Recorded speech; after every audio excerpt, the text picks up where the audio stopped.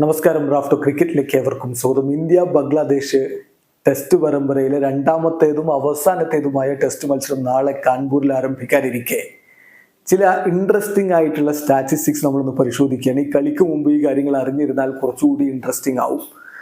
നോക്കുക, ഇന്ത്യ ഇപ്പോൾ ഈ ടെസ്റ്റിന് ഇറങ്ങുമ്പോൾ ഇന്ത്യയുടെ ടെസ്റ്റ് ചരിത്രത്തിൽ ആദ്യമായിട്ട് പരാജയത്തെക്കാൾ കൂടുതൽ വിജയങ്ങൾ നമ്മുടെ കണക്കിൽ വന്നിട്ടുണ്ട്. 179 ടെസ്റ്റ് വിജയങ്ങൾ, 178 തോൽവികൾ എന്നുള്ളതാണ്. സോ ഫസ്റ്റ് ടൈം പരാജയത്തെക്കാൾ കൂടുതൽ വിജയങ്ങളുമായിട്ട് ടീം ഇന്ത്യ കളിക്കളത്തിലേക്ക് ഇറങ്ങിയാണ്. ഇനി അടുത്ത കാര്യം നോക്കുക, ജഡേജയുടെ കാര്യമാണ്. ജഡേജയ്ക്ക് ഒരു വിക്കറ്റുകൾ കൂടി ലഭിച്ചാൽ 300 ടെസ്റ്റ് വിക്കറ്റുകളാകും. ആ നേട്ടത്തിലേക്ക് എത്തുന്ന 7ാമത്തെ ഇന്ത്യൻ താരമായിട്ട് അദ്ദേഹം മാറുമെന്ന് മാത്രമല്ല, അദ്ദേഹത്തെ കാത്തിരിക്കുന്ന ഒരു വലിയ ഡബിൾ ഉണ്ട്.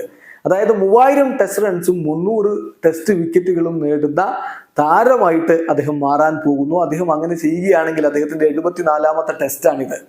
ഏറ്റവും വേഗത്തിൽ ഈ നേട്ടത്തിലേക്ക് എത്തുന്ന 2ാമത്തെ താരമായിട്ട് അദ്ദേഹം മാറും. ഏറ്റവും വേഗത്തിൽ ഈ നേട്ടത്തിൽ എത്തിയിട്ടുള്ളത് സർ ഇയാൻ ബോതമാണ്. ഇംഗ്ലണ്ടിന് വേണ്ടി അദ്ദേഹം 72 ടെസ്റ്റുകളിൽ നിന്ന് 3000 റൺസും 300 വിക്കറ്റുകളും സ്വന്തമാക്കിയിരുന്നു.